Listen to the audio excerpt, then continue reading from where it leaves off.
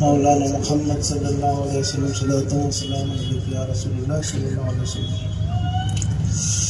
अल्फाज में कुछ गलती हो तो माफ करना।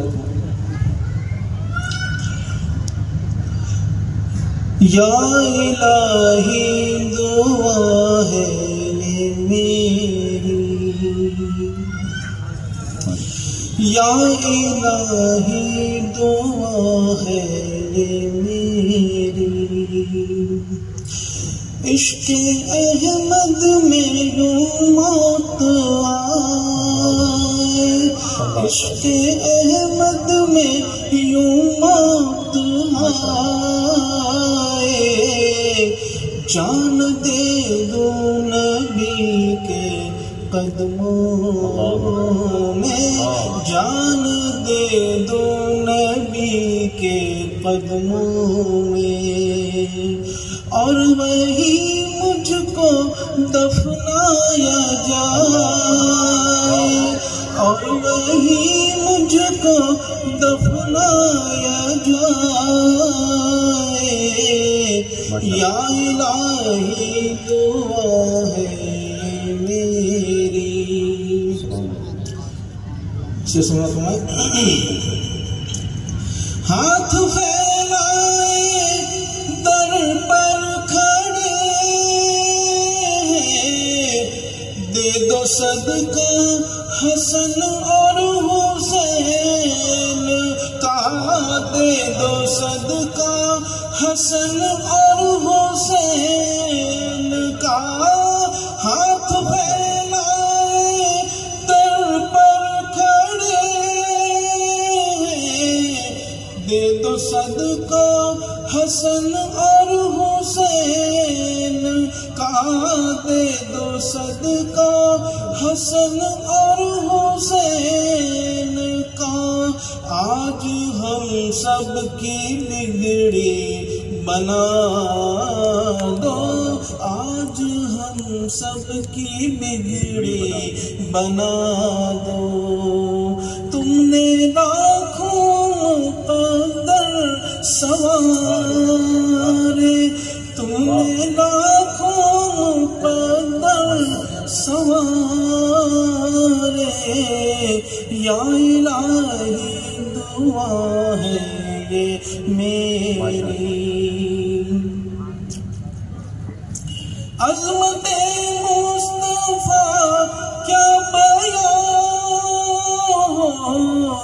शान मेरे नबी की न पूछो, शान मेरे नबी की न पूछो, बहरे ताज़ीम सारा ज़माना, बहरे ताज़ीम सारा ज़माना, उनके चौखट पे सर को झुकाए, उनकी चौखट पे सर को झुकाए, या इलाही दुआ है ये मेरी। और एक मिसरा, चंद मिसरे हुजूर सैयदना गौसे आज़म रज़ियल्लाहु तआला की शान में, जिनके नाम की महफिल मुनक्किद की गई है। समाअत फरमाएं। इमदादकुम इमदादकुम अज़ बंदे गम आज़ादकुम, दर्दीनो दुनिया शादकुम, दर्दीनो दुनिया शादकुम, या गौसे आज़म दस्तगीर इमदादकुम इमदादकुम, असीरों के मुश्किल कुशा गौसे आज़म, असीरों के मुश्किल कुशा गौसे आज़म, फकीरों के हाजत रवा गौसे आज़म इमदाद कुन अज़ बंदे गम आज़ाद कुन। तेरे हाथ मैंने दिया है, तेरे हाथ मैंने दिया है, तेरे हाथ है लाज आज़म से आज़म इमदाद कुन अज़ बंदे हम आज़ाद कुन। दर दीनो दुनिया शाद कुन, दर दीनो दुनिया शाद कुन। या गौसे आज़म दस्तगीर इमदाद कुन। मत्ता से समाप्त हुआ है। कहे किससे जाकर हसन अपने दिल की, कहे किससे जाकर हसन अपने दिल की, कहे किससे जाकर हसन अपने दिल की। सुने कान तेरे सिवा गौसे आज़म इमदाद कुन। अस्सलामु अलैकुम। माशाअल्लाह। नारे तकबीर, नारे तकबीर, नारे रिसालत, नारे रिसालत। जश्न गौसुल वरा व इस्लाही माह कॉन्फ्रेंस मसलक आला हजरत उलमाए अहले सुन्नत नकीब आज़म हिंदुस्तान हजरत अल्लामा मौलाना आसिफ रजा साहब सैफी। नारे तकबीर, नारे रिसालत। देखो बेटे, जो बच्चे लोग हैं ना वो आप लोग आगे आ जाओ, ताकि जो आने वाले लोग खड़े हैं ना वो कुर्सी में बैठ जाए। हाँ बच्चे लोग आगे आ जाओ, आगे आगे बैठ जाओ बेटा। बच्चे लोगों को उठा के आगे कर दीजिए, आ जाओ। ये बच्चे बच्चियां आगे आ जाए, और जो हजरात इधर उधर खड़े हैं वो अदब के साथ, बाअदब के साथ आप जलसेगाह में आकर के तशरीफ रखें। अगर जरूरत न हो तो कुर्सियां लेकर के आप लोग 2-4 कदम आगे आ जाए, कुर्सी लेके आगे बढ़ जाए। या अल्लाहुल महमूद फी कुल्ली फ़आलिही, या अल्लाहुल महमूद फी कुल्ली फ़आलिही, या अल्लाहुल महमूद फी कुल्ली फ़आलिही। अस्तग़फिरुल्लाह कुल्ल ज़ुनूबी या सत्तार या गफ़्फ़ार बिहक़्क़ि हज़रत मुहम्मद मुस्तफ़ा सल्लल्लाहु तआला अलैहि वसल्लम। अस्तग़फिरुल्लाह कुल्ल ज़ुनूबी या सत्तार या गफ़्फ़ार बिहक़्क़ि मख़दूम कायनात व मौला कायनात व सरकारान हसनैन करीमैन खलील मुतरिज़वान। अस्तग़फिरुल्लाह कुल्ल ज़ुनूबी या सत्तार या गफ़्फ़ार बिहक़्क़ि शेख़ अब्दुल क़ादिर जीलानी रूह रूहानी रूह रब्बानी मुहीउद्दीन शेख़ अब्दुल क़ादिर जीलानी। या रूही या क़ल्बी या नूर या गौसुल आज़म या बाज़ अशरफ या मखदूम मुहीउद्दीन या हज़रत शेख़ अब्दुल क़ादिर जीलानी। अगिस्नी व अमदिदनी व नव्विरनी व अस्क़िनी व अतनी व अकरिमनी व नसुरनी व अंज़ुरनी व रहमनी व हफ़ज़नी व अरशिदनी। तलअल बद्रु अलैना मिन सनियातिल वदाई वजबत शुक्रु अलैना अम्मा दआ लिल्लाहि दाई। बलगल उला बिकमालिही कशफत दुजा बिजमालिही हसनत जमीउ खिसालिही सल्लु अलैहि व आलिहि। मेरे इमाम ने इरशाद फरमाया, सबसे आला वो औला हमारा नबी, सबसे बाला वो वाला हमारा नबी। अल्लाह ने सबसे पहले अपने नूर से अपने हबीब के नूर को ज़ाहिर किया, फिर सबसे आखिर में उस नूर को नबियों का सरदार बना के मक्के शरीफ में पैदा फरमाया। मेरा इमाम कहता है, नूर अव्वल का शम्मा फिरोज़ा हुआ, बज़्म आखिर का चमका हमारा। 1,24,000 से आसपास कमोबेश अंबिया किराम ज़मीन पे तशरीफ़ लाए। मेरा इमाम कहता है क्या खबर कितने तारे खिले चुप गए, पर न डूबे न डूबा हमारा नबी।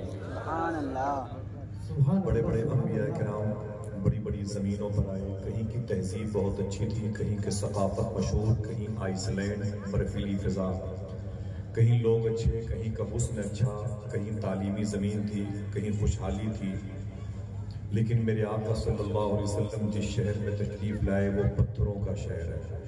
लोग पत्थर के, बातें पत्थर की, लहजा पत्थर का, मिजाज पत्थर के, दिल पत्थर के, झोले में पत्थर, उनकी जेब में पत्थर, यहाँ तक कि उनके माबूदाने बातिल भी पत्थर के थे।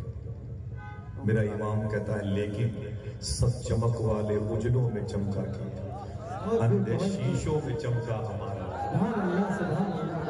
हुकूमतें कहती हैं कि मेरी बड़ी कोशिश से पोलियो ड्रॉप के 2 बूंद तैयार हुए हैं, उनके इस्तेमाल के बाद बच्चे अपाहिज और विकलांग माजूर नहीं पैदा होंगे।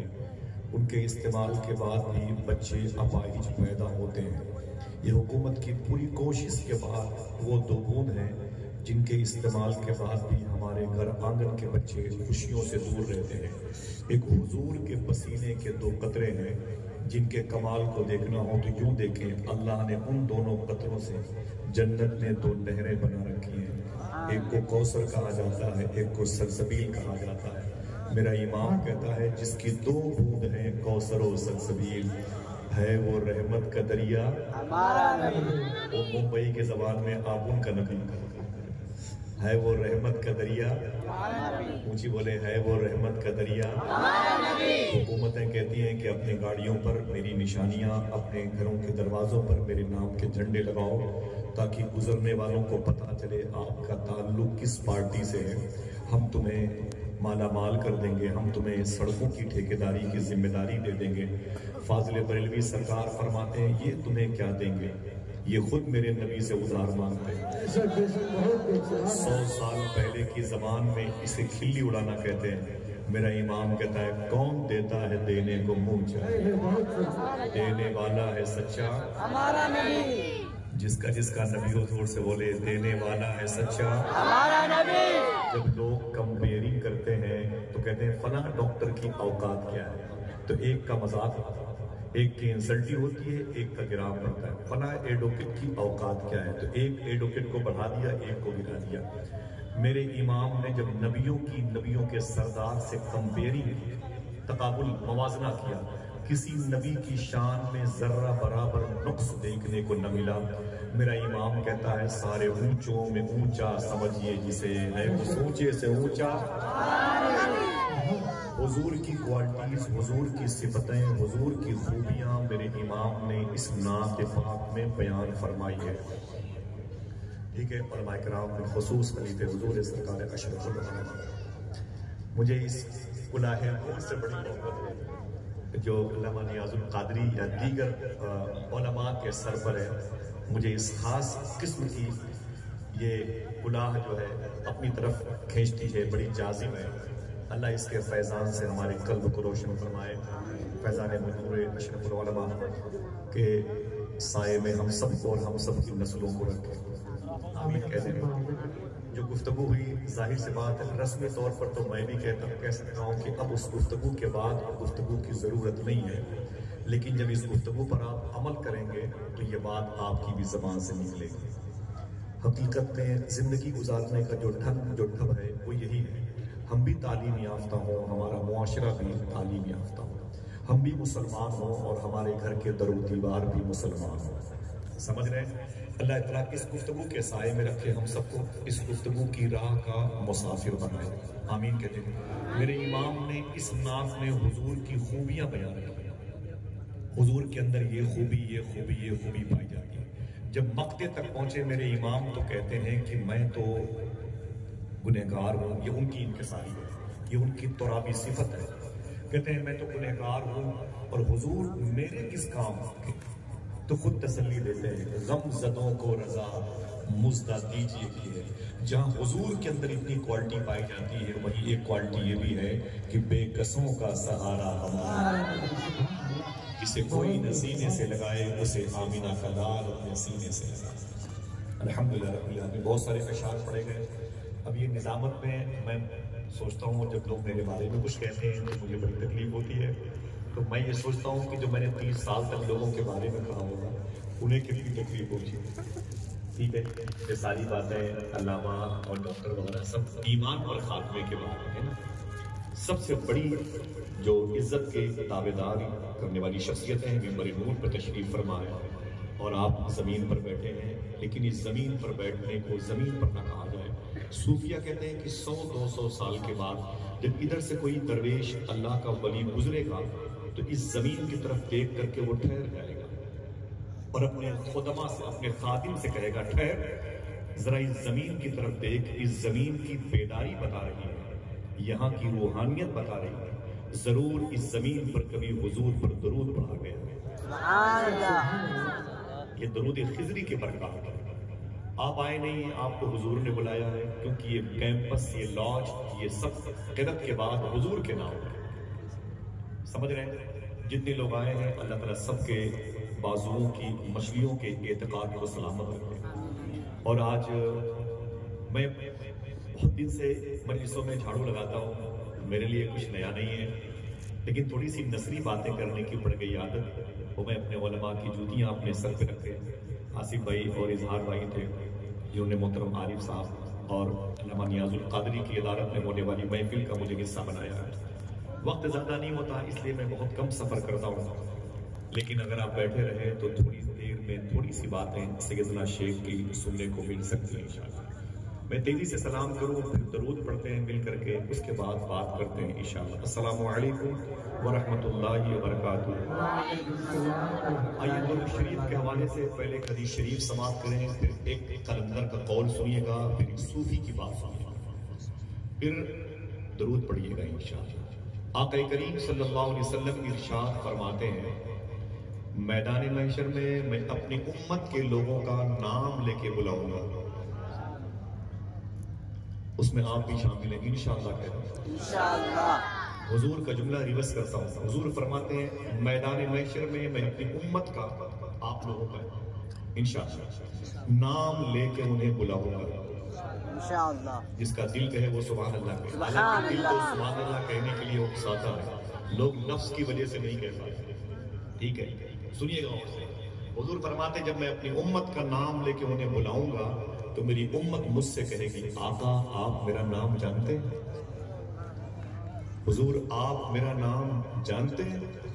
तो हुजूर कहेंगे हाँ मैं तेरा नाम जानता हूँ। उम्मत कहेगी आका आपके 1400 साल के बाद मैं आया, आप चले गए थे, मैं 1400 साल के बाद आया, फिर भी आप मेरा नाम कैसे जानते हैं? तो हुजूर इरशाद फरमाएंगे जब तू मुझ पर दरूद पढ़ता था मजलिसों में, मस्जिदों में, तन्हाई में, अंजुमन को तब्दील करते हुए अपने घरों में, राह चलते हुए तू मुझ पर दरूद पढ़ता था तो फरिश्ते जब दरूद तेरा ले करके आते थे तो दरूद के साथ साथ तेरा नाम भी मुझे बता दिया करते थे। क्या मतलब? मैं तुझे दरूद की वजह से पहचानता हूँ। अल्लाह अकबर, मैं तुझे दरूद की वजह से पहचानता हूँ। तू मुझ पर दरूद पढ़ता था, लेकिन तेरे दरूद के साथ साथ तेरा नाम भी मेरी मेज पर, मेरी महफिल में रखा जाता था। कितने खुशकिस्मत है वो लोग जिनके हिस्से में हुजूर की दरूद खानी है। दूसरी बात सुने प्रोफेसर वासिफ अली वासिफ की। माइक की आवाज आपको समझ में आ रही है? अच्छा माइक है, बाहर के जितने साउंड है मैं गुजारिश करूंगा इसे बंद कर दें। हो सकता है किसी के बच्चे बीमार हों, कोई सोना चाहता हो, और हमें पूरी कायनात की जिम्मेदारी भी नहीं दी गई। वो अहलीकुम का लफ्ज़ इस्तेमाल किया गया। आप मेरे घर, मेरे खानदान के हैं, आप बैठे हैं काफी। मैं नहीं चाहता कि दूर तक की आवाजें किसी की नींद में खलल वाक़ हो। सरकार सिद्दीक़ अकबर की आदत मुबारक थी, मदीने शरीफ में रातों को चलते थे तो नंगे पांव चलते थे। उनसे उमर फारूक आज़म ने पूछा, मेरे भाई रातों को आप मदीने में जूतियां पहन के नहीं चलते? आपने फरमाया इसलिए मैं जूतियां नहीं पहनता, चप्पल नहीं पहनता कि मेरी जूतियों की खटखट की आवाज से किसी गरीब की नींद में खलल पैदा होता है। ये कहां से सीखा? कहा यही मुझे मदीने वाले आका ने। कभी आऊंगा तो मैं इस्लाम के टॉपिक पर बात करूंगा या हुस्न मुस्तफा के हवाले से बात करूंगा। रात मैंने अहमदाबाद में हुजूर की फर्स्ट मैरिज के हवाले से बात की, उन्हें 2 घंटे हुजूर की शादी के हवाले से। हुजूर की शादी कहाँ, किससे, किस बेस पर हुई है? आज जो मुझे हुक्म दिया गया मैं उस हुक्म की चादर ओढ़ के बैठा हूँ। इंशाल्लाह थोड़ी देर के बाद आपको लगेगा अब मुझे भी यहाँ नहीं रहना चाहिए, सबसे पहली फुर्सत में बगदाद शरीफ जाना चाहिए। हुजूर मुजाहिद मिल्लत का कौल है, जब कोई तुम्हें फूलों का हार पहना है तो कुछ देर पहने रहा करो। मैंने पहन लिया, अब मेरा कोई इम्तियाजी शान बाकी नहीं है। मैं अपने बड़ों के कदम नीचे बैठा और उनकी जूतियाँ मेरे सर का ताज है। थोड़ी देर बाद सुने, वासिफ अली वासिफ से पूछा गया दुरूद पढ़ने की शर्त क्या है? सवाल समझ गए? तब जवाब समझेंगे। दुरूद पढ़ने की शर्त क्या है?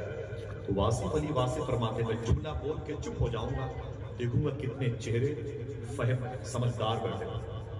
वासिफ अली वासिफ से पूछा गया दुरूद पढ़ने की शर्त क्या है? तो वासिफ अली वासिफ कहते हैं दुरूद पढ़ने की एक शर्त है। कितनी? ऊंची बोले। एक शर्त है। कहा वो कौन सी है?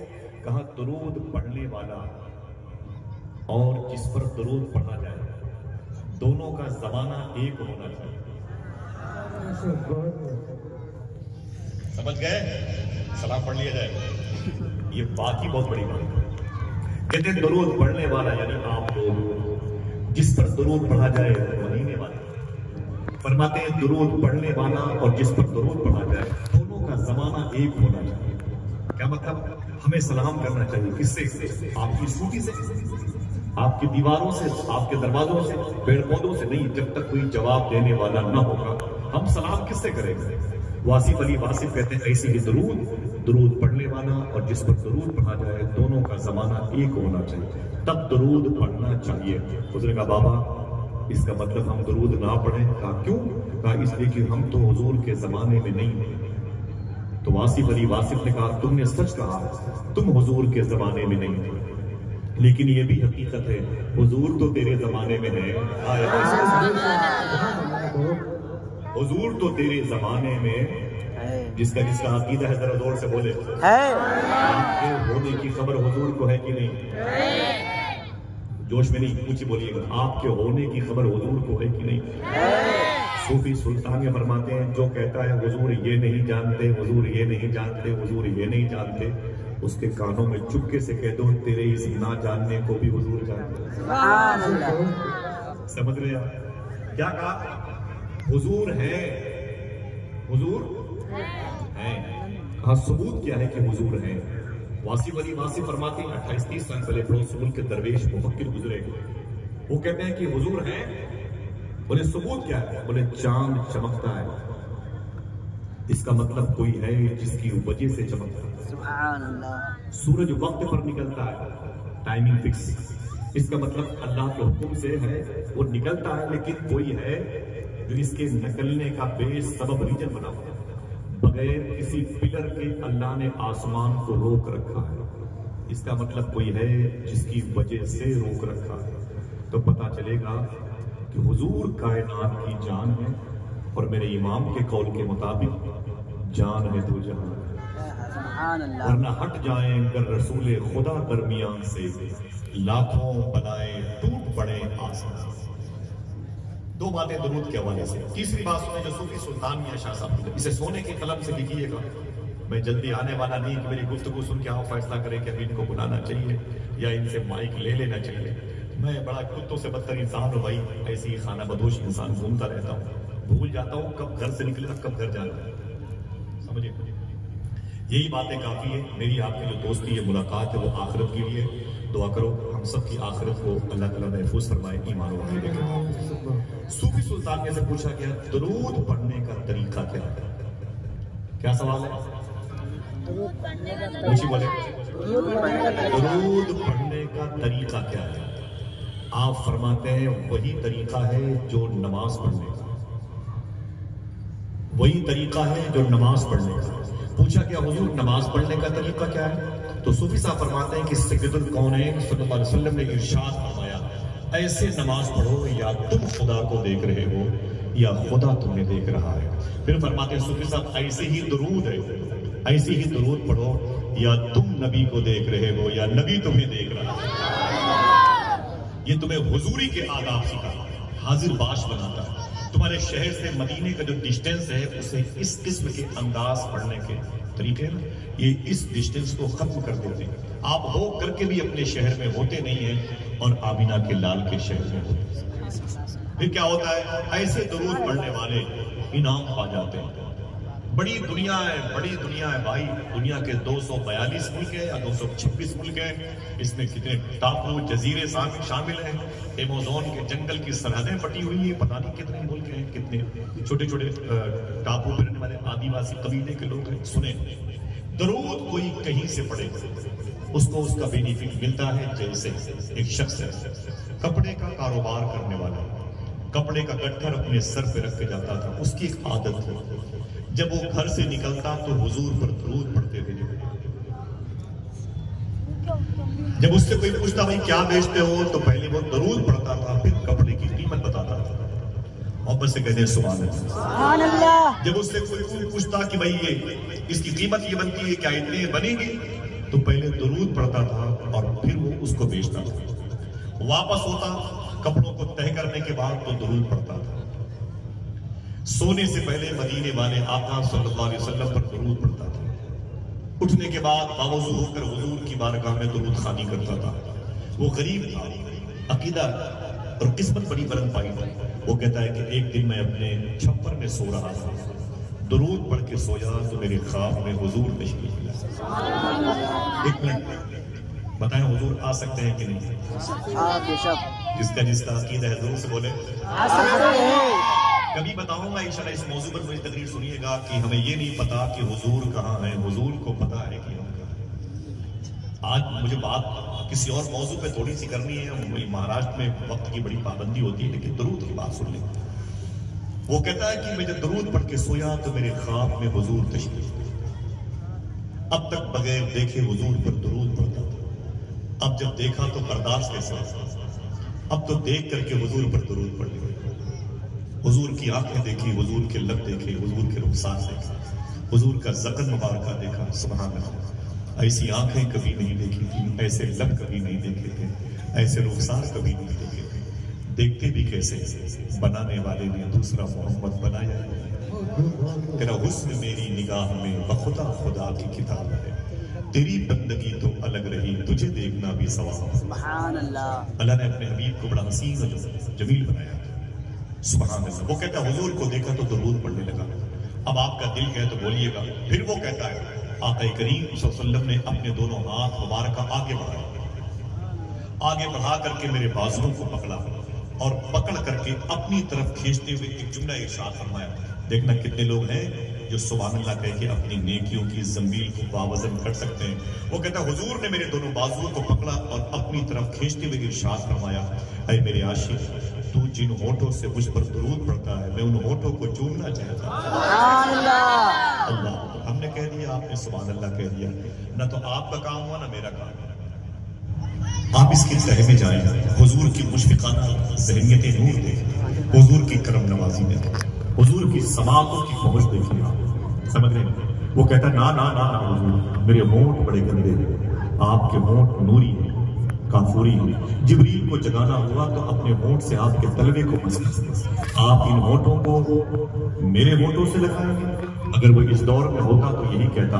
इन्हीं होंठों के बारे में मेरे इमाम ने कहा था, पतली पतली गुले खुद से की पत्तियां। रूह आला हजरत से इजाजत ले लिया जाए तो ये कहा जाए, इन लबों की नजाकत है, उन लबों ना कह के इन लबों की नजाकत है। वो कहता है कि हुजूर मेरे बाजुओं को पकड़ते खींचते रहे। मैंने कहा आका मेरे होंठों को न चूमे, मेरे होंठ बड़े गंदे हैं, मेरे होंठ इस लायक नहीं है। आपके होंठ नूरी है, काफूरी है, मैं पिसिया शरार गुनाहों में डूबा हुआ। मेरे आका फरमाते ना ना, मैं तेरी होंठों को चूमूंगा जिन होंठों से तू मुझ पर दरूद पढ़ता है। हुजूर मुझे खींचते रहे। मुझे एहसास हुआ कि अब बस हुजूर के दोनों होंठ मेरे होंठ से लग जाएंगे। मैंने अपना चेहरा घुमा लिया। जब चेहरा घुमा लिया तो हुजूर के दोनों होंठ मेरे गाल पे चिपक गए। जब मेरे गाल पे चिपक गए तो ठंडक महसूस हुई। जब ठंडक महसूस हुई तो मेरी नींद खुल गई। मैं नींद से बेदार हो गया। जब जागा तो मैंने क्या देखा, मेरी झोपड़ी महक रही है। अल्लाह, जिसका जिक्र खुशबूदार हो उसके आने से क्या घर खुशबूदार नहीं हो सकता? वो कहता है मेरी झोपड़ी महक रही थी, मेरी झोपड़ी खुशबूदार हो गई। मैंने शुक्र के सजदे किए, आगे बढ़ा तो मुझसे मेरे मोहल्ले के लोगों ने दौड़ा के पकड़ा, बोले भाई ठहरना ठहरना ठहरना। मैं रुक गया। मैंने कहा क्या बात है? लोगों का गरीब इंसान कपड़े पहनने के लिए नहीं है, खाने के लिए रोटियां नहीं है, रहने के लिए कायदे का मकान नहीं है, इतना कीमती इत्र तूने कहां से लगा, इतना कीमती इत्र तूने कहां से लगा लिया? तो उसने कहा मैंने कोई इत्र नहीं लगाया। तो लोगों का फिर जो खुशबू तेरे बदन से आ रही है, वो रो के बोला कि जो खुशबू मेरे बदन से आ रही है ये मेरे बदन की खुशबू नहीं, हुजूर के बदन की खुशबू मेरे बदन से आ रही है। और तुझे कैसे मिल गई? कहा हुजूर पर दुरूद पढ़ने की वजह से। जिसका दिल सख्त हो जाए, जो आपके आवारा बच्चे हो, जो बहुत सख्त हो, आपकी बातें न मानते, उनसे कहो कि मेरे सामने तुम हुजूर पर दुरूद पढ़ो, उन्हें दुरूद की तालीम दो, इंशाअल्लाह उन बच्चों का दिल नर्म हो जाएगा। इंशाअल्लाह जिन बच्चों के लिए माकूल रिश्ते न हो, मुबारक जन्नती रिश्तों के इंतजार में हो, आप उन्हें दुरूद खानी की आदत डाल लें, अल्लाह ताला बरकतें अता करें। और छोटे से कारोबारी जमीन पर बैठे ना तो ग्राहक का इंतजार ना करें, दुरूद पढ़ने की तौफीक का इंतजार करें। समझ रहे हैं भाई? ये ना देखें कि दुकान कहाँ पे, कोई आएगा नहीं आएगा। एक बुजुर्ग ने वो छोटी सी दुकान एकदम मार्केट के अंदर कोने में बना रखी थी। उनके दोस्त है, बोले भाई बहुत दिन से दावत दी थी, कहाँ है आपकी दुकान? किधर है? बोले चलो गली में लेके गए तो बिल्कुल छोटी सी दुकान थी, वो बैठे हुए थे। बोले यही है मेरी दुकान। बोले यार इतनी अंदर तुमने दुकान खोल रखी, यहाँ कौन आएगा यार? तो कोहनी तक नहीं है। समझ गए? उसने कहा क्यों? बोले यहाँ कोई नहीं आएगा, मार्केट में आओ, मैदान में, मंडी में आओ, दुकान चलाने का शौक नहीं, इतनी बड़ी दुकान लेके बैठे हो, कौन आएगा? उस दरवेश को जलाल आ गया। उसने कहा अच्छा कोई नहीं आएगा? कहा कोई नहीं आएगा। कहा ये बताओ कि यहाँ मौत का फरिश्ता आ सकता है कि नहीं? बोले हाँ यार वो तो आ सकता है। उसने कहा सुन, जब मौत का फरिश्ता आ सकता है तो रिस्क बांटने वाला फरिश्ता क्यों नहीं आ सकता? जब रिस्क बांटने वाला फरिश्ता आ सकता है तो हुजूर की बारगाह में तेरा दुरूद पहुंचाने वाला फरिश्ता क्यों नहीं आ सकता? अपने घरों से निकलो तो बावजूद निकलो, इंशाअल्लाह बोल सकते हो? इंशाअल्लाह। वक्त तौफीक पर डिपेंड करता है। आप निकले दुरूद पढ़ के, वजू बना के निकले, हुजूर पर दुरूद पढ़ते बजाय। जिन घरों के साये से गुजरोगे, ईंटें कहेंगे अल्लाह का शुक्र है कि मेरे साये से एक आशिक रसूल गुजरा है। आपकी जिम्मेदारी है। इतनी देर में जो बातें मैंने की है, लोग कहेंगे यार अब तक तो आधी गुफ्तगू हो जाती, लेकिन ये गुफ्तगू जो होने वाली है उसका ताल्लुक भी दुरूद शरीफ से। बड़े अदब और एहतराम के साथ हाजिर बाश होकर के हुजूर की बारगाह में दुरूद पढ़ें। अल्लाहुम्मा सल्ली अला सय्यिदिना मुहम्मद वसल्लिम बिअदद कुल्ली मअलूम। बिस्मिल्लाहिर्रहमानिर्रहीम। या अय्युहल्लज़ीना आमनू तक़ुल्लाह व कूनू मअस-सादिक़ीन। सदक़ल्लाहु मौलाना अज़ीम व सदक़ रसूलुहुन नबियुल अमीनुल मतीनुल मुबीनुल करीम। वक्त बड़ी तेजी के साथ सफर करेगा और वक्त भी बहुत कम है आपके पास। माइक अगर हमारी इंतजामिया की तरफ से बंद भी हो जाए तब भी आपके दिल में उस साहिबे मजलिस की मोहब्बत रासिख आ जाए जिनके जिक्र की खैरात के लिए हम सब यहाँ पर बैठे हुए हैं। अल्हम्दुलिल्लाह। और वो जमीन पर ये जो कुरान नाज़िल हुआ, अल्लाह ने फरमाया ऐ ईमान वालों, यानी कुरान आपसे मुखातिब है, अल्लाह आपसे कहता है। कुरान आपसे मुखातिब, अल्लाह आपसे कहता है ऐ ईमान वालों। कितने खुश नसीब हैं आप लोग जिनको अल्लाह ने मोमिन कहा। कह दो अल्लाह तेरा शुक्र है। अल्लाह कहता है तुम ईमान वाले हो, तुम मोमिन हो। जिसे अल्लाह कह दे तुम मोमिन हो, उसे हिंदुस्तान का वजीर आजम मोमिन ना भी माने तो कोई दिक्कत? बोलो भाई, उससे क्या मतलब है? वो मुझे माने ना माने उससे क्या मतलब है? हमें हमारा खुदा कहता है तुम मोमिन हो, हमारे लिए बड़ी बात है। बड़ी बात है कि नहीं? लेकिन फिर बात यहीं तक बनती नहीं है। अल्लाह ने कह दिया तुम मोमिन हो तो कादर टाइट करके घूमो। अल्लाह फरमाते एक काम और करो, अगर तुम मोमिन हो, मैंने तुमसे कह दिया, मेरा कुरान तुमसे मुखातिब है, तुमसे कुरान कहता है तुम मोमिन हो तो एक काम और करो, इत्तकुल्लाह। अल्लाह कहता है मुझसे डरते भी रहो, मुझसे डरते भी रहो। अब आप मोमिन भी हैं, अल्लाह से डरते भी हैं, अब तो आपको सर्टिफिकेट मिल जानी चाहिए, आप ईमान के साथ दुनिया से जाएंगे। अल्लाह फरमाता है नहीं, एक शर्त और है। वो क्या है? वकुनू मअस-सादिक़ीन, सच्चों के साथ। तब ये डरना, तब तुम्हारा ईमान का तहफ़्फ़ुज़ यकीनी हो जाएगा अगर आप सच्चों के साथ। सच्चे कौन है? फैसला करो, दिमाग रखते हो। ये बिलंदबार पुतिन है, मेक्सिको के सदर हैं, यहूदी है, माज़अल्लाह, इनको तो सच्चाई की हवा तक नहीं लगी। नबी और रसूलों के सदक़े में, हुजूर के सदक़े में अगर कोई सच्चा था तो सिद्दीक़ अकबर सच्चा था। उमर फारूक आजम, उस्मान और अली सच्चे थे, फरज़ैन करीमैन सच्चे थे। उन्हीं सच्चों के सदक़े में आज से 900 साल पहले और 900 साल से लेके अब तक, अब से लेके इमाम मेहदी तक, फिर बस करता हूं, 900 साल से लेके अब तक, अब से लेके इमाम मेहदी तक जो सच्चों का सरदार है उसे शेख अब्दुल कादिर जिलानी कहा जाता है। उसे शेख अब्दुल कादिर जिलानी कहा जाता है। जरा मोहब्बत से कह दो सुभान अल्लाह। उसे शेख अब्दुल कादिर जिलानी कहा जाता है। कौन है? पूरी दुनिया इनके नाम को जानती, अपने भी जानते हैं, गैर भी जानते हैं। और मैं गुजारिश करूंगा गैरों में से अगर कोई गैर मजहब का शख्स यहाँ पर बैठा हो, गैर मुस्लिम हिंदू धर्म का मानने वाला, तो मैं उससे भी कहूंगा कि वो बैठ जाए। जब भी तुझे कोई दिक्कत आए तो शेख अब्दुल कादिर का नाम ले, अल्लाह चाहेगा तेरी दिक्कत दूर हो जाएगी इंशाअल्लाह। मेरे इमाम ने कहा कि हिंदू भी गौस पाक से मोहब्बत करते हैं कि हिंदू तक तेरा कायम है। ठीक है, अल्हम्दुलिल्लाह रब्बिल आलमीन। शेख अब्दुल कादिर कहते हैं। ये कौन है? मुझे बहुत डिटेल में जाने की भी जरूरत नहीं है, इतनी बात करता हूं। कोई आपसे पूछे गौस आजम सरकार कहां पैदा हुए, आपका जवाब होगा जीलान में पैदा हुए। कहां पैदा हुए? ऊंची बोले। इस्माइल का जो भाईजान इको है उसे बंद कर दीजिएगा, आवाज थोड़ी सी बढ़ा दीजिएगा, बाहर की आवाजें बंद कर दीजिएगा, इको इसका बंद कर दीजिएगा। बहुत अच्छा माइक है, कोई बोलना नहीं, आपको हंगामा नहीं करना है, बैठे बैठे थोड़ी सी बात सुने आप। ये शेख अब्दुल कादिर का जिक्र है। अगर मैं उनके आने से पहले बात करूं तो कम से कम उसमें 1 घंटे लग जाएंगे। सैयदना शेख के जिक्र के लिए 5-6 घंटे चाहिए, और सुनने वाले भी आप जैसे चाहिए, दुआ देने वाले भी ये इन जैसे। समझ रहे हैं? गुफ्तगू बहुत देर तक चलने वाली है, लेकिन आज नहीं, वक्त की पाबंदी है। उन्हें शेख अब्दुल कादिर जिलानी कहते हैं। तफरीहुल खातिर में अल्लामा अरबली फरमाते हैं, आका करीम सल्लल्लाहु अलैहि वसल्लम अपनी बेटी मखदूम कायनात के घर तशरीफ ले गए। हसनैन करीमैन जलवा अफरोज थे। एक बात ज़हन पे रखें, इमाम हसन की औलाद है शेख अब्दुल कादिर, इमाम हुसैन की औलाद है गरीब नवाज। ठीक है, तो कोई पूछे कि गौस आजम हसनी है कि हुसैनी है, आप कहना कि ये हसनी है, गरीब नवाज ये हुसैनी है। समझ गए? माँ से रिश्ता पलटा हुआ है।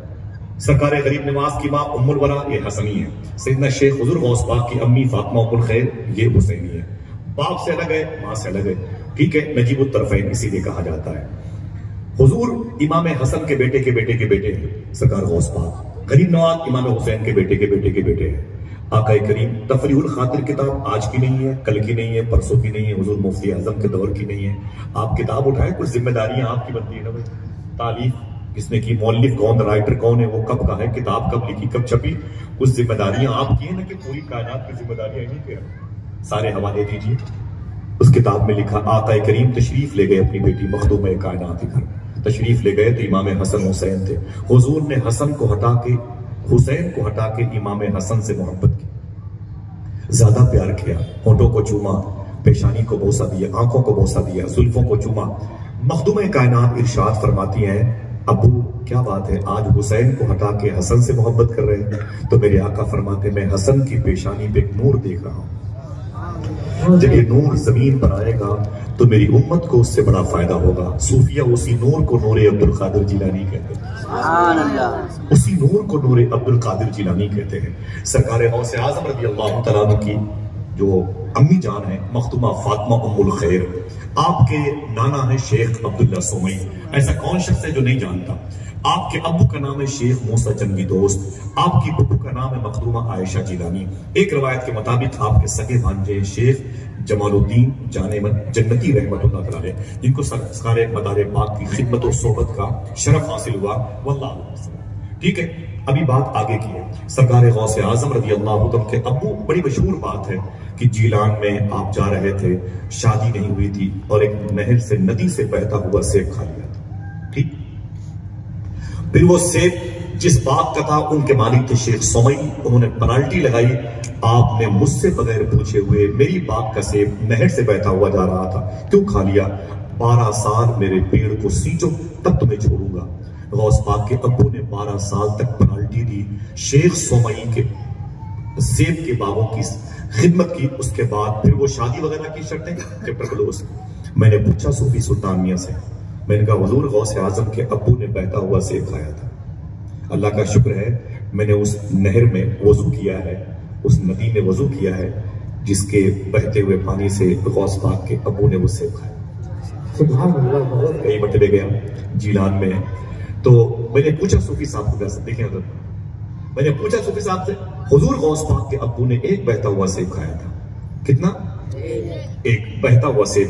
अगर न खाते तो सेब खराब हो जाता। चुराया नहीं था, उठा के भागे नहीं थे, जेब में चुपचाप तोड़ के रख नहीं लिया था। बहता हुआ सेब, बोले बहता हुआ सेब खाया था। मैंने कहा कि बहता हुआ सेब खाया था, अगर न खाते तो सड़ जाता। गौस पाक के अब्बू ने सेब को सड़ने से बचाया, तो इसमें तो कोई गलती नजर नहीं आती है। बज़ाहिर सेब का सही इस्तेमाल हुआ। फिर 12 साल की पेनाल्टी क्यों लगाई? इन उलमा के चेहरे को देखिएगा, मेरे जुमलों को देखिए।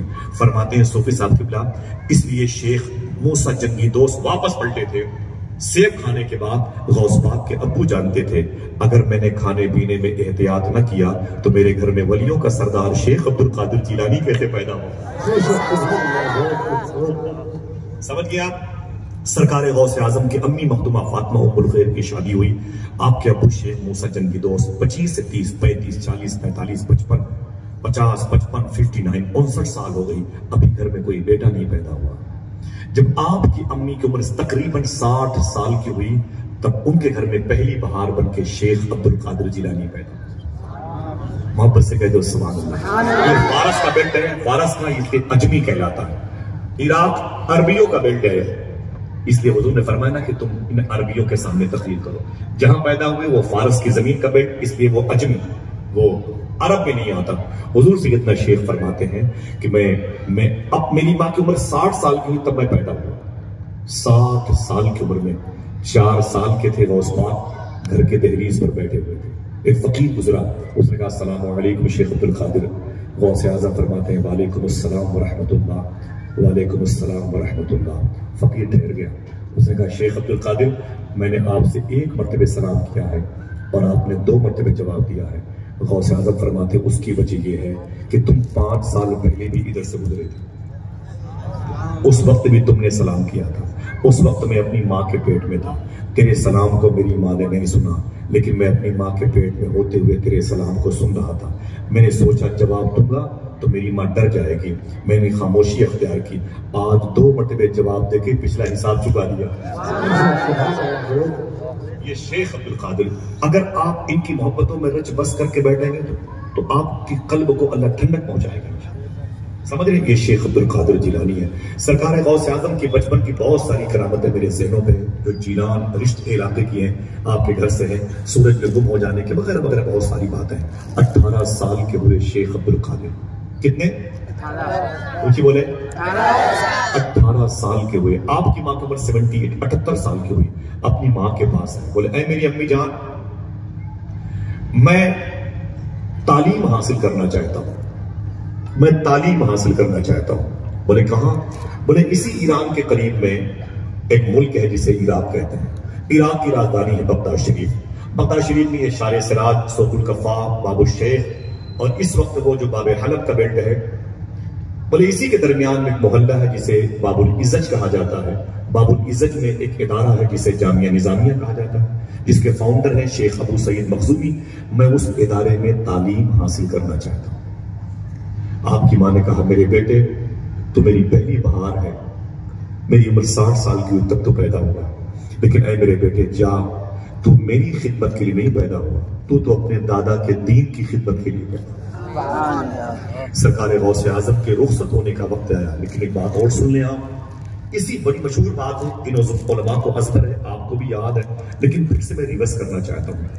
इन्हीं दिनों इसी जीलान की जमीन पर गौस पाक फरमाते मैं टहल रहा था, तो मैंने आवाज सुनी, अल्लाह की बारगाह से आवाज, ऐ अब्दुल कादिर, तू बड़ा होकर क्या बनना चाहता है?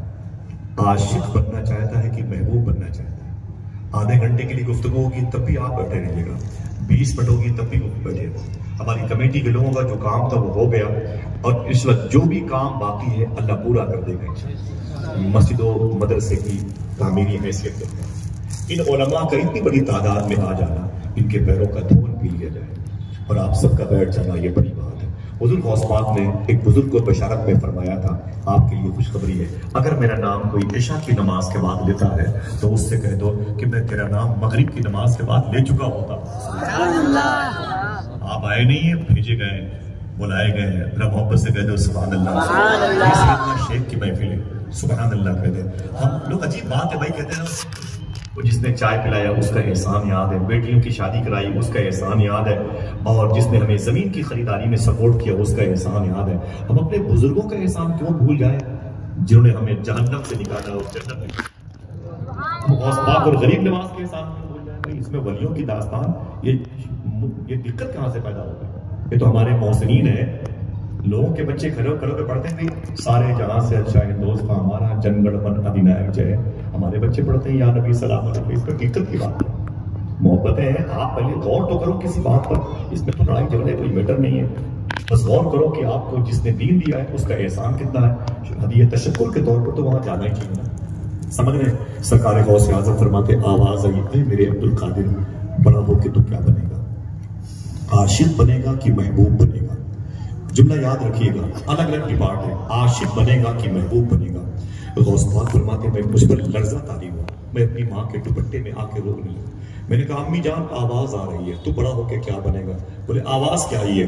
बोले आवाज आई है आशिक बनेगा कि महबूब बनेगा। तो माँ ने कहा मेरे बेटे अब्दुल कादिर, जल्दबाजी में कोई फैसला मत कर। जब करीब में एक दरवेश रहता है बेलिबास, अल्लाह का दोस्त है वो, जाके उससे पूछ फ्यूचर में मैं अपना जो सब्जेक्ट है वो बीओएमएस रखूं कि एमबीबीएस रखूं। समझ रहे, मैं एडवोकेट की तरफ जाऊं कि जज की तरफ जाऊं, जज की तरफ जाऊं कि चीफ जस्टिस की तरफ जाऊं, मैं आलिम की तरफ जाऊं कि हाफिज की तरफ, कारी की तरफ जाऊं, फिका की तरफ। अलग अलग डिग्रियां, ये दो अलग अलग डिपार्ट है। आशिक और महबूब के जल्दबाजी में फैसला मत करना, गौर करना, फिर कालम भरना। तेरा फ्यूचर, तेरा मुस्तकबिल इसी पर डिपेंड करेगा। जाके उस दरवेश से पूछ मैं बड़ा होके क्या बनूं। गौस पाक गए उस दरवेश के पास, वो एक गंदगी के ढेर पर पड़ा हुआ था। गौस पाक ने उसे सलाम किया, उसने जवाब दिया। सैयदना शेख फरमाते हैं कि बाबा एक सवाल लेके आया हूं, मेरी माँ ने भेजा। बोले बोले शेख अब्दुल कादिर। गौस पाक फरमाते हैं मैं बड़ा होके क्या बनूं। आवाज आई ऐ अब्दुल कादिर वापस चले जाओ, कल आओगे तो जवाब मिल जाएगा। सरकार गौस पाक फरमाते वो रात मेरी बड़ी मुश्किल में गुजरी है। मेरी जिंदगी का मुस्तकबिल और फ्यूचर जो था वो उसी रात फैसले होने वाला था। आप फरमाते मैं आया, रात भर मैंने तलब करके कर्ब और दर्द के साथ गुजारी। सुबह को मैं अपनी जरूरियात से फारिग हुआ, अपनी माँ से मैंने इजाजत मांगी। मैं जब उस इलाके में गया जहां वो दरवेश रहता है तो मैंने लोगों से पूछा भाई जमीन तो वही है लेकिन दरवेश नहीं है। मैंने लोगों से पूछा भाई यहाँ पर एक कलंदर पड़ा था वो किधर गया। लोगों ने कहा अब्दुल कादिर वो तो कल शाम को ही मर गया। मैंने कहा वो जो यहाँ था वो कल इंतकाल कर गया। लोगों ने कहा हाँ इंतकाल कर गया। मैंने कहा उसकी कब्र कहाँ बनी, तदफीन कहाँ अमल में आई, मिट्टी कहाँ हुई है। तो लोगों ने कहा अब्दुल कादिर उसकी मिट्टी कैसे हुई, हमें तो उसके बारे में कोई पता ही नहीं था, इल्म नहीं था। बोले क्या मतलब। बोले हम लोगों ने उसके पैरों में रस्सी बांध करके उसे सेब के बागान के किनारे फेंक दिया है। चील और कौवे उसकी लाश को नोच के खा रहे हैं। हमारे घर में किताब रखी है, आप आए या बताएं तो मैं दिखाऊं आपको। उसमें लिखा वो कुत्ते तक उनकी लाश को नोच के खा। ये इश्क नहीं आसान, बस इतना समझ लीजिए एक आग का दरिया है और डूब के जाना मुश्किल कहाँ है। 600 रुपए 700 रुपए किलो गोश्त खा के नमाजों से बेरगबती पैदा करने का नाम इश्क नहीं। समझ रहे आप, 3000 4000 के जूते पहन के गरीबों के सामने उनके फटे हुए मोजे का मजाक उड़ाने का नाम इश्क रसूल नहीं है। बुरा ना मानो। अपने हाथों में कैडबरी चाउमीन, 6-6 7-7 किलो के सेब संतरे की बड़ी बड़ी पॉलिथीन लेके अपने घरों में घुस जाना गरीब बच्चों को दिखाते हुए, ये इश्क की निशानी नहीं। समझ रहे, इश्क इंसान को कलंदर वो वली करता है। इश्क पागल नहीं, पागल को वली करता है। इश्क बहुत अजीब चीज है, सबके हिस्से में नहीं आई। ये जो रातों को दरवाजों पर बैठ के मोबाइल से गेम खेलते हैं ना, दूसरों की बहन बेटियों से बातें करते, ये इश्क नहीं है। ये अपनी जात को धोखा दे रहे हैं। अपने माँ बाप के बुढ़ापे का सहारा तो बड़ी बात है, ये अपने माँ बाप की मग़फ़िरत का भी सामान नहीं बन सकते। किसी लायक नहीं लोग, अपने ईमान को कमजोर करते हैं लोग। इश्क किसे कहते हैं, आप इस दास्तान को सुने। गौस पाक फरमाते, मैंने कहा क्या। बोले उसके पैरों में रस्सी बांध के उसको फेंक दिया गया है। जाके देखो चील कौवे उसकी लाश को नोच के खा रहे हैं। सरकार गौस पाक फरमाते मैं गया तो मैंने क्या देखा, वाकई चील और कौवे उसकी लाश को नोच के खा रहे हैं। कहते मैं तड़प गया, मैंने आस्तीन सुनी और मैं कहा ओ मर्दे खुदा, अल्लाह का वली सुन, अल्लाह का वली वादा शिकन नहीं होता, वादा नहीं तोड़ता, वादा खिलाफ नहीं होता, वादे से मुकरता नहीं है, वादा वफा करता है। तुमने मुझसे कल कहा था कल आओगे अब्दुल कादिर, तो जवाब नहीं जाएगा और तुम कल ही निकल लिए, ये धोखा देना हुआ। तो उस नोची हुई लाश से आवाज आई, ऐ अब्दुल कादिर, मैंने कहा था कल आओगे तो जवाब मिल जाएगा, बोलो तुम्हारा सवाल क्या है। गौस पाक फरमाते हैं मैं बड़ा होके क्या बनूं, आशिक बनूं कि महबूब बनूं। उस लाश से आवाज आई, ऐ अब्दुल कादिर, महबूब किसे कहते हैं समझो। महबूब उसे कहते हैं जिससे पूरे घर के लोग लाड और प्यार करते हैं, जिसकी नाज बरदारी की जाती है, जिसकी ताजीम और तकरीम लोग बजा लाते हैं। जैसे दामाद की इज्जतें होती है, वो इसी ही दर्जे महबूबियत होता है। दामाद ये दर्जे महबूबियत का हिस्सा है। दामाद नाराज हो जाए तो पूरा गांव मनाने के लिए जाता है, ऐसे ही दर्जे महबूबियत होता है। इसमें बड़े नाज नखरे उठाए जाते हैं, ये महबूबियत का रंग है। बोले इश्क आशिक किसे कहते हैं, तो उस नोची हुई लाश से कराहती हुई आवाज आई, ऐ अब्दुल कादिर, अगर आशिक बनना चाहते हो तो देख लो, ये तुम्हारे सामने आशिक की लाश पड़ी, देख लो, कफन तक नसीब न हुआ, न किसी की आंख का नूर हो, न किसी के दिल का करार हो, जो किसी के काम न आ सके वो मैं एक मुश्ते गुबार हूं। मैं फातिहा कोई आए क्यों, मेरे दर पे शम्मा जलाए क्यों, कोई चार फूल चढ़ाए क्यों, मैं तो बेकसी का मजार हूं। अंडमान निकोबार में बहादुर शाह जफर ने यह शेर कहा था, जो शेर यहाँ पे चस्पा होता है। देख ले आशिक की लाश पड़ी है, कफन तक नसीब न हुआ, किसी ने अपने हाथों को सूरे फातिहा पढ़ के मेरे लिए उठाया नहीं, लोगों ने मेरे पैर में रस्सी बांध करके मुझे फेंक दिया। ऐ अब्दुल कादिर, ये आशिकों की टक्कर है। सरकार गौसे आजम फरमाते मुझे जलाल आ गया, मैंने अपने हाथों को ऊपर उठाया, मैंने कहा अल्लाह अकबर, अल्लाह अकबर, अल्लाह अकबर, अल्लाह अकबर। सुन ओ मर्दे कलंदर, अगर आशिक बनने में इतनी दुश्वारियों का सामना करना पड़ता है तो एक दिन अब्दुल कादिर आशिक बन के दिखाएगा। अब्दुल कादिर आशिक बन के दिखाएगा। मैं वादा करता हूं मैं आशिक बन के दिखाऊंगा। गौस पाक फरमाते मैं वापस आ गया, मैंने अपनी मां से कहा, मेरी मां मुझे बाबुल शेख जाना है, बाबुल इज्जत जाना है, जामिया निजामिया में शेख अबू सईद मखजूमी, शेख हम्माद तब्बास जिसे फकीह और मुहद्दिस के सामने इल्म हदीस हासिल करना है। मां रोने लगी। मां ने कहा मेरे बेटे जा, ये तेरी और मेरी आखिरी मुलाकात है। कितना मुश्किल कहा, तेरी और मेरी आखिरी मुलाकात है। ऐ मेरे बेटे बजिस्म अब तेरी और मेरी मुलाकात नहीं होगी, तुझे मैंने बड़े नाज से पाला, जा तुझे मैंने अल्लाह के हवाले किया, तू मेरी खिदमत के लिए नहीं पैदा हुआ, तू तो अपने दादा के दीन की खिदमत के लिए पैदा हुआ। सरकार गौसे आज़म फरमाते मुझसे मेरी माँ ने कहा, ऐ मेरे बेटे लेकिन मेरी एक ताकीद है, मेरी एक वसीयत है, नसीहत है। फरमाया क्या? कहा कि ऐ मेरे बेटे हमेशा सच बोलना। यही है पूरी तकरीर। किसी और जलसे में सुबह कयामत तक आप ना जाएं, लेकिन सच बोलते रहे, हर जलसे में ना जाने पर भी जाने का सवाब मिलता रहे। आप अपने बच्चों से नहीं कहते बेटा अंग्रेजी में टॉप कर ले, इंग्लिश में टॉप कर ले, मैथ में टॉप कर ले, ज्योग्राफिया में टॉप कर ले। अरे मेरे बेटे कुछ तो कर, किसी सब्जेक्ट में टॉप कर ले। सूफी सुल्तान ये फरमाते हैं कभी कभी अपने बेटों से ये भी कह दिया करो, ऐ मेरे बेटे सच बोलने में भी टॉप कर। स्कूल में सारे बच्चों में तो इम्तियाजी शान आ जाए, सारे टीचर्स कहें तेरा बेटा बहुत सच बोलता है। इतना कहने में गौस पाक की अम्मी ने कहा, जा मेरे बेटे तुझे मैंने अल्लाह के हवाले किया। सैयदना शेख फरमाते मैं कुछ कदम आगे बढ़ा, फिर मेरी माँ ने कहा ताल अब्दुल कादिर, ताल ताल इधर इधर। गौस पाक फरमाते मैं करीब गया, मैं फिर अपनी माँ से लिपटा, मेरी माँ ने मेरी पेशानी को बोसा दिया और कहा, ऐ मेरे बेटे अब्दुल कादिर तू जा, तेरे बाप ने मुझे एक गिफ्ट दिया है, तोहफा, वो अमानत है, वो तेरी अमानत है, मेरे पास है। बोले वो क्या है? बोले एक वजीफा है जो मुझे मेरी माँ ने, मुझे मेरे शौहर तेरे बाप ने दिया था, जाने से पहले वो वजीफा तो लेके जा। सरकार गौस पाक फरमाते मैं उस वजीफे को याद करके आया, अगर दिल कहे तो इसे सुनना। फरमाते हैं मेरी उम्र तकरीबन 90 साल की हो गई थी, मैंने सारे वजीफे पढ़ना बंद कर दिए, लेकिन उस वजीफे को पढ़ना मैंने कभी बंद नहीं किया जो मुझे मेरी माँ ने। एक जुमला फिर फरमाते हैं विलायत की दुनिया में जो मेरा प्रमोशन हुआ है, जो प्रमोशन हुआ है वो इसी वजीफे की बुनियाद पर। अगर कहो तो उस वजीफे को पढ़ लिया जाए। ये वजीफा मुझे बगदाद शरीफ में जिसने बताया तो 25,000 लोगों ने उसके हाथ पे कलमा पढ़ा है। सैयदना शेख का ये खास वजीफा है, हर नमाज के बाद 11 मरतबे पढ़ें इंशाअल्लाह, या 111 मरतबे आप दिन भर में पढ़ें इंशाअल्लाह। करें अल्लाह की तौफीक पर है। वो गौस पाक फरमाते मुझे मेरी माँ ने वजीफा बताया। आइए बरकतन पढ़ लेते हैं। बिस्मिल्लाहिर्रहमानिर्रहीम। जितने लोग हैं उतनी आवाज तो आए। बिस्मिल्लाहिर्रहमानिर्रहीम। अल्लाहुल काफी कसत्तुल काफी वजद्तुल काफी कफानिल काफी लिकुल्ल काफी व निअमल काफी वलिल्लाहिल हम्द। बस अगर अल्लाह की तौफीक हो तो इसे याद कीजिएगा इंशाअल्लाह। उलमा से गुजारिश है तबर्रुक गौस पाक की बारगाह का इसे रख ले, अपने मामूलात में लाए। अल्लाह इनके कल्ब की रोशनी से हमारी नस्लों को आबाद फरमाएगा। सरकार गौस आजम फरमाते मैं जीलान से निकला तो हमदान आया, कीचड़ की जमीन थी। अहमद बदवी 60 टांगों के साथ था। मेरी माँ ने कहा था बेटा सच बोलना। मेरे एक सच बोलने की वजह से पहली मरतबे 60 डाकुओं के सरदार ने 60 डाकुओं के साथ तौबा की तौफीक पाई।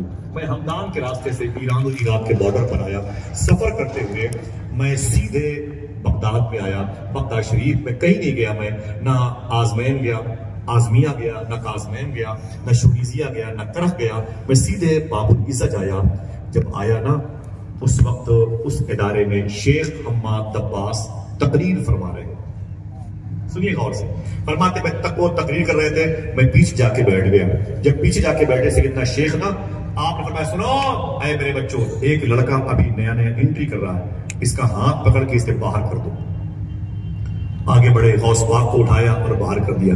फरमाते मुझे बाहर कर दिया गया। फिर मैं अंदर चला गया तकरीर सुनने के लिए, फिर अंदर आ गया। जब मैं फिर अंदर गया तो फिर शेख हम्माद अब्बास ने कहा फिर वो बच्चा आ गया, इसे बाहर करो। तो फिर तलबा स्टूडेंट्स उठे, गौस पाक का हाथ पकड़ा और बाहर कर दिया। फिर मैं कुछ देर के बाद अंदर एंट्री किया। जब मैं अंदर दाखिल हुआ तो शेख हम्माद अब्बास अपनी कुर्सी से खड़े हो गए और मुझे बुलाया। बोले डराओ नाम क्या है? मैंने कहा लोग मुझे अब्दुल कादिर जीलानी कहते हैं। बोले जीलान क्यों? मैंने कहा हाँ। तो मेरी पेशानी चूमी। अरे मेरे तलबा स्टूडेंट सुनो, तुम क्या समझते हो कि मैं इसे इस लायक समझता नहीं कि मेरी क्लास में बैठे? ना ना ना ना ना, मैंने इसलिए इसे बाहर किया कि बार बार तुम इसे देख भी लो और इसके सब्र का इम्तिहान भी हो जाए। ठीक, आज ये बच्चा तुम्हारे शहर में तालीम हासिल करने के लिए आया है। कल ये बच्चा इसी कुर्सी विलायत पर खड़े होकर ऐलान करेगा कदमी हादिही अला रक़बत कुल्li वली। सुभान अल्लाह। फिर गौसे आज़म सरकार की पेशानी चूमी, कहा ऐ शेख अब्दुल कादिर, जब तुम्हें अल्लाह इस ओहदे पर लाए ना तो इस बूढ़े को भूलना नहीं। सरकार गौसे आज़म फरमाते मैंने 7 साल तक उस इदारे में तालीम हासिल की। कितने?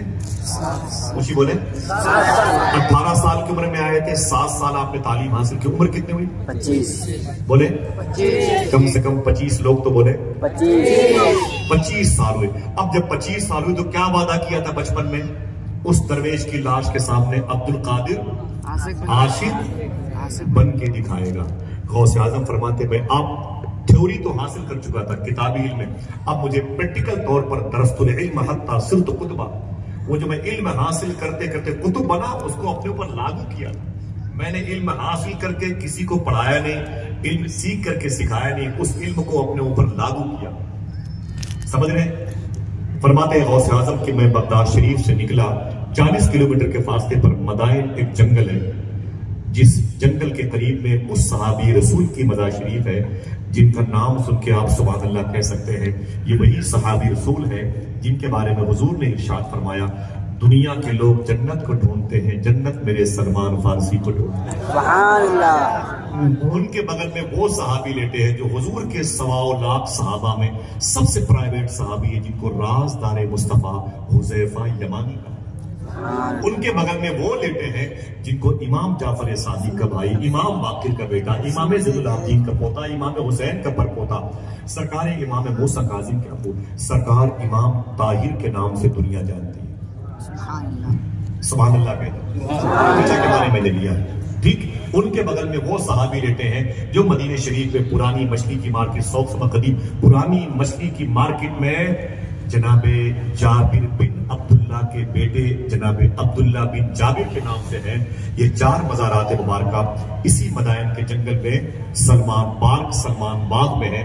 उसी के करीब में वो किसरा का महल है, जिस महल में शहरबानो पैदा हुई, जिस शहरबानो के बेटे का नाम इमाम ज़ैनुल आबिदीन। इस निस्बत से इस महल को देखो कि हुजूर की पैदाइश पर इसकी दीवारें शक हुई थी और ये इमाम हुसैन की ससुराल थी। उसके 3 किलोमीटर के फासले पर नहरे दजला का वो एरिया है, नहरे दजला का वो एरिया है जिस एरिया पर हुजूर के गुलामों की फौज पहुंची थी। उसकी लहरें इतनी ज्यादा थी, जनाब खालिद इब्न वलीद ने कहा था लहरों को मत देखो, अल्लाह के पैगाम को आम करना है, इन लहरों के ऊपर अपने घोड़े दौड़ा दो। डॉक्टर इकबाल से बर्दाश्त कैसे होता, वही के लिए शेर कहा था, दस्त तो दस्त है दरिया में लगी। समझ रहे? बड़ी बात, अगर मेरे पास वक्त होता बताता कि इनमें से जो सहाबा हैं, ताबई हैं, हुज़ैफा यमानी सहाबी हैं, सलमान फारसी ताबई हैं, ये सहाबी हैं, और अब्दुल्ला बिन जाबिर बिन अब्दुल्ला ये ताबई हैं, इमाम ताहिर बिन इमाम जाफर सादिक ये तो नबी है हुजूर के। इनमें से किन की लाशें बाद में ट्रांसफर हुई हैं, यूट्यूब की दुनिया में जाए तो आप देख सकते हैं। मुझे याद नहीं मैंने कितनी मरतबे इन सरकारों में हाजिरी दी है। उसी के जंगल में सरकार गौसे आजम फरमाते हैं, मैंने इश्क की दुनिया सैर के लिए अपने आप को लाया, आशिक बनने के इरादे से। आशिक किसे कहते हैं? शायर ने कहा था, खाल खिंचती है कटती है गर्दन, इश्क करना तमाशा। बर्गर और चाउमीन खड़े खड़े खा करके किसी रिक्शे वाले की गरीबी का मजाक उड़ाने का नाम इश्क नहीं है। समझ रहे हैं आप? अजान के वक्त मौजिन के लहजे का मजाक उड़ाना ये इश्क की निशानी नहीं है। एक इमाम के फटे हुए कपड़े को देख करके अपने अच्छे कपड़े का प्रेशर बनाना ये इश्क की निशानी नहीं है। समझ रहे? खुद गोश्त खा के हड्डियां हिंदुओं के दरवाजों पर फेंक देना ये इश्क की निशानी नहीं है। समझ रहे? फल फ्रूट से अपने बच्चों के हाथों में दे देना और जाओ बेटे बाहर खाओ, ये 3 बच्चे जिसे देख के रोए ये इश्क की निशानी नहीं है। समझ रहे? 4 बच्चे इस पार्क में खेल रहे थे, आप 2 केला लेके आए और अपने बेटे को बुलाया, कहा ले बेटा खा ले।